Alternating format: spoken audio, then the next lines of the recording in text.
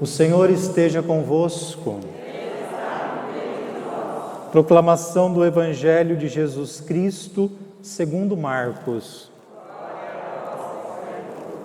Naquele tempo, Jesus saiu da sinagoga e foi com Tiago e João para a casa de Simão e André.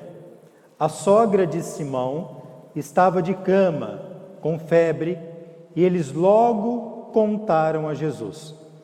Ele se aproximou, segurou sua mão e ajudou-a a levantar-se. Então a febre desapareceu e ela começou a servi-los. À tarde, depois do pôr do sol, levaram a Jesus todos os doentes e os possuídos pelo demônio. A cidade inteira se reuniu em frente da casa.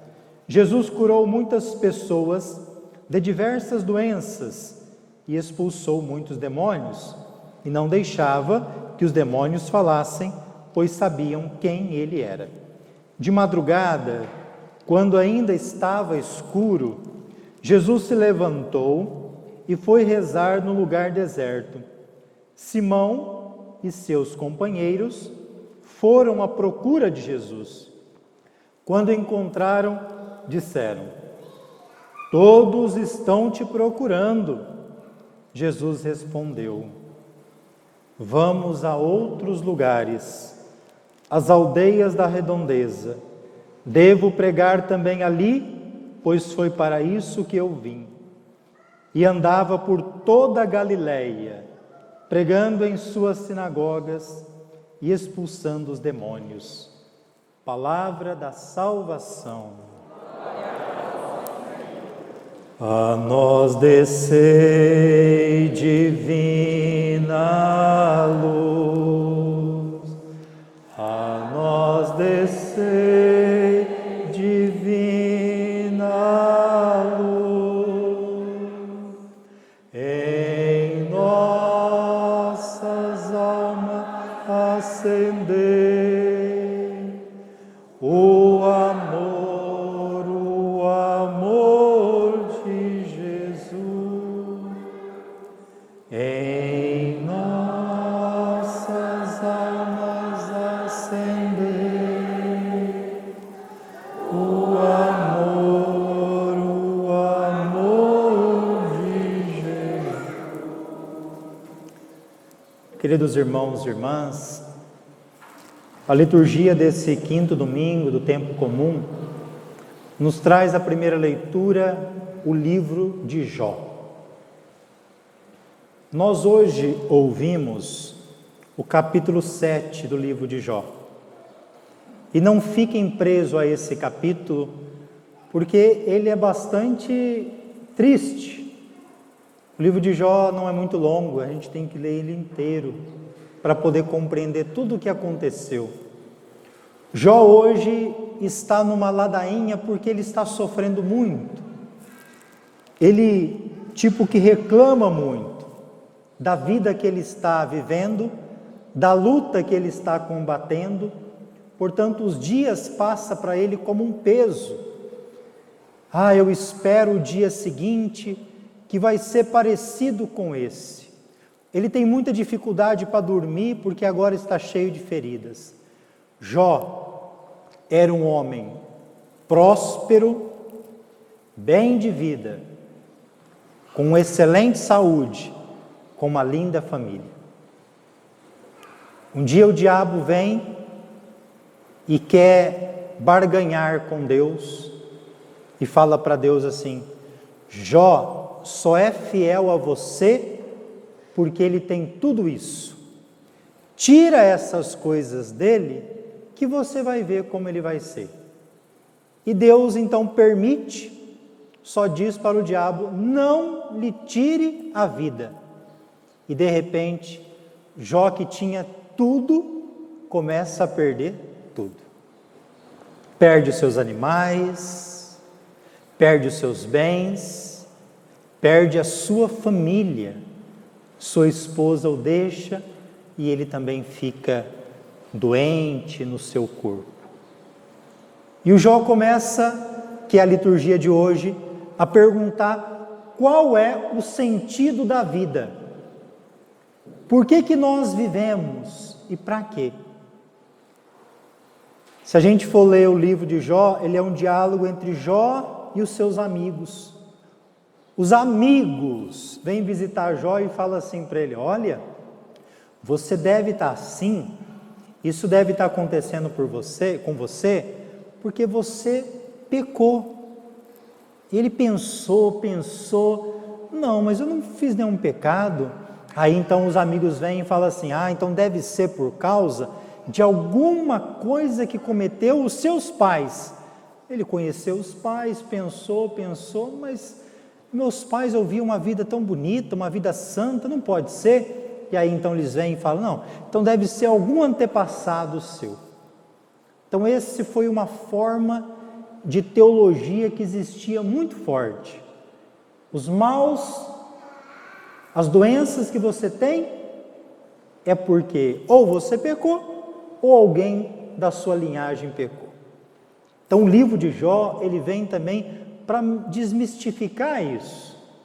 E Jó, aqui é o segredo do livro de Jó, que em meio a tanta provação, tanta dificuldade, ele não vai maldizer a Deus.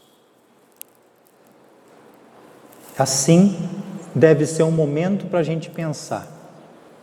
A gente só louva e serve a Deus quando estamos bem, ou fazemos isso porque Ele é Deus, independente de como eu sou e de como eu estou? A segunda leitura da carta aos Coríntios, Paulo vem falar sobre a pregação da palavra de Deus. Ele diz que pregar a palavra para ele não é vanglória, é uma necessidade.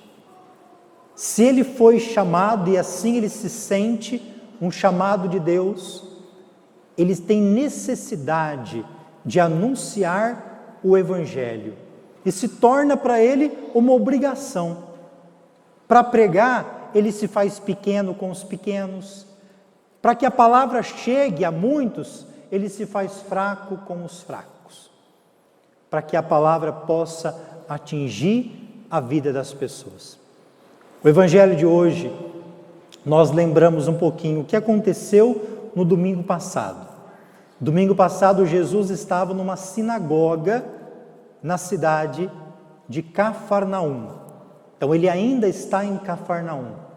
Era um dia de sábado e lá ele vai curar um homem possesso pelo demônio. O texto de hoje é Jesus saindo da sinagoga e indo para casa junto com 2 discípulos que têm nome gregos, Tiago e João. E eles vão para a casa do Simão e do seu irmão André. São nomes judeus. Simão aqui é o Simão Pedro. Na liturgia judaica, o sábado é um dia sagrado, é um dia dedicado a Deus.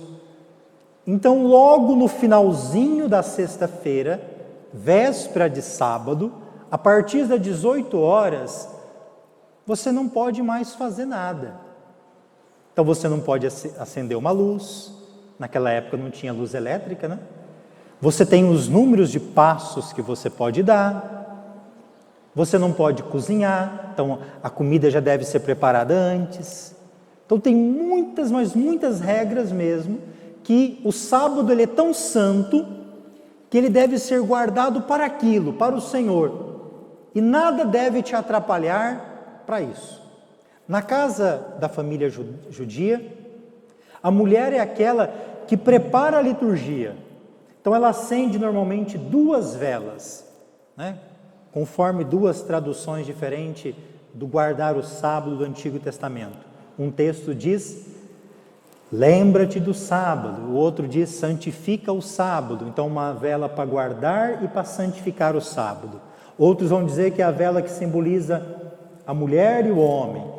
A partir dos 3 anos, a menina já pode começar a acender uma vela. Tem algumas casas que se acende velas conforme o número dos filhos. Então, se tem 4 filhos, 6 velas. Por 4 filhos e para o marido e para a esposa. E a mulher que é encarregada, no dia do Shabat, do sábado, de acender essas velas.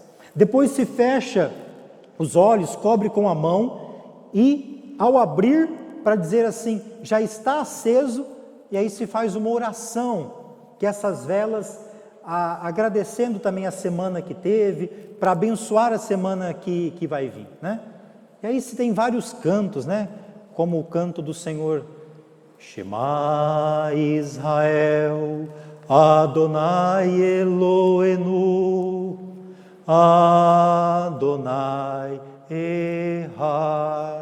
E o sábado é um dia para ser, então, com as velas acesas, iluminar a nossa vida. Nós temos uma mulher aqui na liturgia, que ela está doente, está de cama. Então ela não pode acender as velas da casa. Eu não sei quantos dias essa mulher está doente, ou quantas semanas, diz que ela está de cama e com febre. Essa situação, algumas pessoas da Bíblia, não tem como, as pessoas não tinham a doença diagnosticada como nós temos hoje. Então muitas doenças se entendia que aquela mulher está pecadora, ou está com um demônio, porque ela está doente. E nós não tínhamos termômetro para conferir quantos graus de febre tem, né? Nós tínhamos, as mães colocavam a mão, né? Então, termão, né? Vai com a mão, né? E essa mulher estava então de cama. Mas o interessante é isso. A mulher tem uma função litúrgica na casa, de acender as velas, de iluminar. Essa casa, então, vamos chamar assim, estava sem luz, estava nas trevas, porque a mulher da casa, a sogra de Simão, não podia acender as velas, estava de cama. E eles, logo que Jesus chegou na casa, eles contaram, foram logo contar para Jesus. É interessante que o texto bíblico de Marcos, ele diz isso, Jesus chegou, logo eles foram contar. Não foram contar outras coisas, foram contar daquela situação que eles não podiam resolver. Essa é uma espiritualidade que nós devemos levar para a vida de oração. A primeira coisa que você deve fazer, diante de uma situação que você não pode resolver, diante da doença de alguém, diante de um desespero, é logo ir contar para Jesus. Ele é o primeiro que precisa saber. Depois você vai contar para os outros. Contar para Jesus significa confiar nele. A sogra de Pedro está de cama, com febre, logo eles foram contar para Jesus. E olha os gestos que Jesus realiza para que essa mulher volte a ter vida. O homem não pode tocar uma mulher se não for a esposa dele. Aquela mulher está com febre. Muitos que vivem essa situação naquela época não chegam perto de alguém doente, com medo de se contaminar, com medo que ela estivesse com o mal e eles ficassem mal. O que Jesus faz? Ele se aproxima. É a primeira coisa que ele faz. Jesus chega perto. Segunda coisa que ele faz, que não podia, ele segura na mão daquela mulher. E por fim, ele a ajuda a levantar-se. Esses 3 gestos, esse processo, é o processo da cura. Quem de nós aqui já não teve alguém doente em casa, ou conhece alguém doente, ou já cuidou de alguém doente, ou já esteve doente? É muito ruim estar doente. É muito ruim ficar de cama. A pessoa doente, ela pode sarar com qualidade ou até vir a morrer por causa de falta de carinho, por isolamento. Uma pessoa doente que é bem querida, que a família está próxima, que alegra a pessoa, ela tem mais perspectiva de ficar curada. Uma pessoa de cama, quando ninguém vai visitar, ela já vai se sentindo atrofiada, dizendo assim: não tem ninguém por mim, não tem ninguém para cuidar de mim, ninguém veio me ver. Quando Jesus se aproxima dela, ela não se sente mais sozinha. Quando Jesus segura a mão, é como alguém fazendo um carinho na mão, dizendo assim: eu estou aqui com você, seja forte, eu estou aqui com você, você vai conseguir. Quando Jesus segura a mão, ele sente o que o outro sente, e ele então ajuda a se levantar. Jesus não deu um puxão nela, Jesus não levantou ela sozinha, mas tudo que Jesus fez, chegou perto e segurou na mão, deu força para ela, que com Jesus ela levanta. Ele a ajudou, e ela também participou do processo de ficar em pé, ele a ajudou a levantar. Só depois disso, a febre desapareceu. Ou seja, meu irmão e minha irmã, você que é batizado, você pode ser também um instrumento da cura de Deus. Quando chega perto, quando toca os intocáveis, quando ajuda tantas pessoas a se levantar, você se torna um instrumento da cura e da bênção de Deus. E depois disso, curada, ela começou a servir. Se você quer saber se um milagre é verdadeiro ou não, é quando uma pessoa está servindo. Servir faz parte da identidade do cristão. Quem ama, serve. Quem é livre, serve. Nós não estamos aqui só para receber. Deus se encarnou servindo. No lava-pés, ele serviu, lavou os pés dos discípulos. Essa é a espiritualidade do cristão, o serviço. Depois trouxeram muita gente para Jesus, que ele curou, expulsou os demônios. E diz o texto que a cidade inteira estava na porta daquela casa. Você imaginou uma cidade inteira ali? Né? É um pouco de exagero para dizer assim. Jesus, ele faz da casa um lugar de espiritualidade. Naquele dia onde disseram para ele assim: a sua mãe e seus irmãos estão lá fora. Ele estava pregando aonde? Na casa. Naquele dia que trouxeram o paralítico, tinha tanta gente que não cabia mais na casa, tiveram que descer o paralítico pelo teto. Ele estava na casa. Mas aqui essa palavra é muito forte. Normalmente as pessoas estariam aonde? Na sinagoga. Começa o texto dizendo que Jesus sai da sinagoga e agora se encontra na casa. É triste pensar que a sinagoga, que devia ser o lugar da palavra, não está mais acolhendo, não está mais sendo presença de Deus. E eles vão aonde está a palavra, onde está Jesus, eles estão na casa. E Jesus então, de madrugada, escuro, ele sai para rezar. E aí Jesus sumiu, está lá rezando. E eles começam a procurar Jesus. Onde está Jesus? Aí de repente, Simão Pedro e os companheiros encontram Jesus e falam assim para ele: aonde o senhor estava? Tem tanta gente lá esperando. Olha, pensa um pouquinho comigo. Jesus estava na sinagoga, curou um homem possesso. Veio e curou a sogra de Pedro. Trouxeram para ele uma cidade inteira, onde muitos foram curados, expulsaram o demônio. Imaginou você fazendo isso? Você estaria morto de cansaço.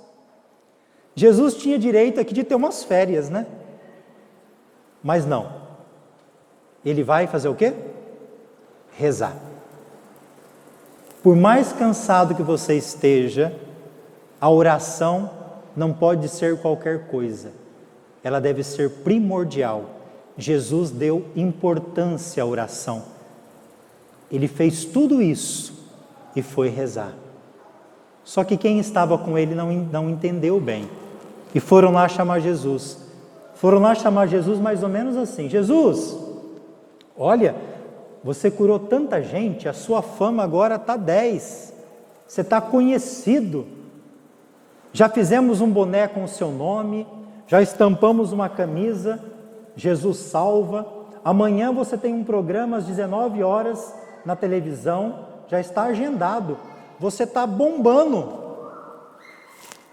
O que a gente esperaria da resposta de Jesus? Olha que resposta mais sem pé e cabeça. Vamos para outras cidades. Parece que ele nem responde, né? Em João capítulo 6, Jesus multiplica os pães. As pessoas ficam encantadas e aí querem proclamá-lo rei. Quando ele percebe isso, ele vai embora. E aqui é a mesma coisa. Jesus, estão te procurando. Vamos para outras cidades. É para isso que eu vim. E Jesus percorria as cidades, as sinagogas de Nazaré, evangelizando, anunciando o reino de Deus. Que essa liturgia também nos ajude, acesos, iluminados, poder estar disponíveis como a sogra de Pedro. Louvado seja nosso Senhor Jesus Cristo.